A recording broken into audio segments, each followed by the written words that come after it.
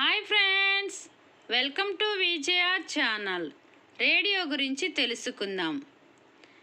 నేడు దేశంలో ఎక్కువ ప్రాంతాలకు 91.42%, ఎక్కువ మంది ప్రజలకు 99.13% సమాచార సేవలు అందిస్తున్న ఏకైక సాధనం రేడియో.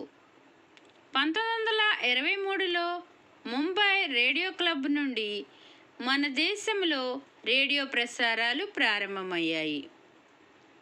1927 జూలై 23న ముంబాయి, కలకత్తాలలో రేడియో ప్రసారాలు అధికారికంగా ప్రారంభమయ్యాయి. 1930లో ఇండియన్ బ్రాడ్కాస్టింగ్ సర్వీస్ ప్రారంభమైంది. దీనిని 1937లో ఆల్ ఇండియా రేడియో AIRగా మార్చారు. 1957లో ఆల్ ఇండియా రేడియో ఆకాశవాణిగా మారింది.